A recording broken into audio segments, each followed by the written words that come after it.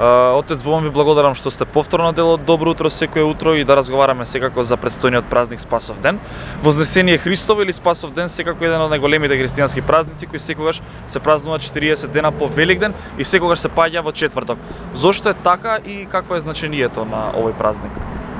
Всушност, како што и самите рековте, ова е еден од најзначајните христијански празници, бидејќи по својата содржина или содржината на настанот е важен, суштествен дел од историјата на спасението на човекот.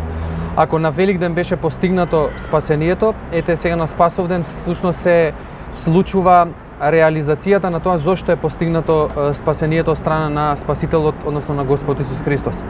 Тој на Спасовден се вознесува на небото, но ја вознесува не само со своето божество, туку ја вознесува и човечката природа, и како што вели настанот, како што опишува Евангелието, седнувајќи од десната страна на Бог и Отецот.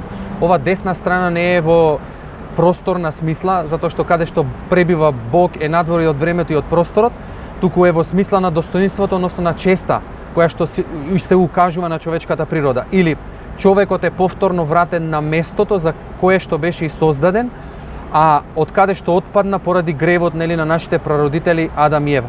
Всушност Христос е новиот Адам, го возобновува оној однос, тој сојуз кој што требаше да владее меѓу Бог и нашиот прататко Адам и го враќа човекот таму каде што треба да биде, од десната страна на Бога, односно да биде почестен во близината Божја.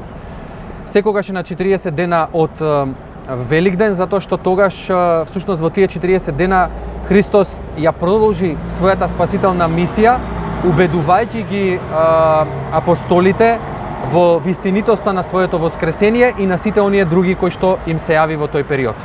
Со празникот Спасов ден се поврзани голем број на обичаи и верувања, една од тие дека во некои од нашите краишта се вапцаат црвени јајца исто како на Великден, например како во местото Битуше. Зошто е ваков обичајот во ваквите места? Да, значи има предание дека од Великден всушност до Спасовден не престанува вапцањето на јајцата, затоа што јајцето црвено изфарбаното јајце е символ на воскресението.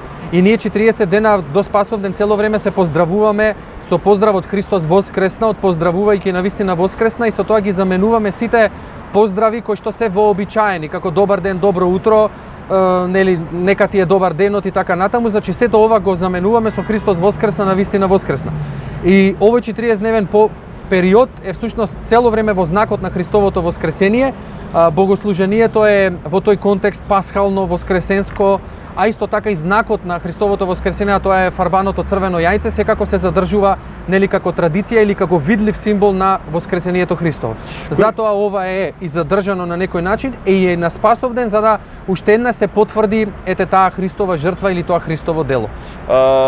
Кои други обичаи се исто така поврзани со овој празник, бидејќи може да се забележат нови настани секако ширум државава, како што е во Битуше, така и во други села и места? Видете, обично ако традицијата произлегува од богослужението на црквата, тогаш е навистина и потребна и исправна. Се друго што се должи на некакви народни обичаи кои што се можеби рецидив од некакво паганско верување или пак некоја нова измислица за да се даде некаков поприфатлив, би рекол, пристап кон празнувањето за современиот човек, тогаш тоа не е во ред. Значи, сето она што произлегува од преданието на црквата е сосема нормално и треба да се следи, треба да се задржи. Она кој што ние можеме да го кажеме дека на овој ден треба да бидеме на литургиите, во црквите, треба да го празнуваме на тој начин, празникот на Вознесението Христово, и исто така треба да и секогаш паѓа четврток, значи дека периодот е мрсен. Сите обичаи може да се однесуваат кон она кое што е поврзано со храмот и животот после храмот, но е во согласно со преданието на црквата. Споменавте литурги, па сега сакам да ве прашам какви ќе бидат ритуалите во црквите со тоа што од утре полицискиот час повеќе го нема, но рестриктивните мерки, иако се олабавени, треба да ги почитуваме мерките за заштита. Видете, ако веќе се ослободува пристапот кон сите други, би рекол, објекти каде што луѓето имаат некаква потреба, тогаш несомнено тоа треба да биде и во црквите. Јас не можам да говорам во името на целата црква, па дури ни во име на некоја епархија. Надлежниот епископ или синодот треба да донесе одлука, но јас верувам дека веќе од утре, бидејќи ќе се дозволи нели пристапот и во некои други објекти, верниците веќе можат да пристапуваат слободно и да учествуваат нели на литургиите и во самите храмови, запазувајќи ги мерките за предпазливост, како што нели е веќе посочено, односно носејќи ги личните средства за заштита. Отец, Богом ви благодарам. Благодарам и на вам и нека е честит празникот.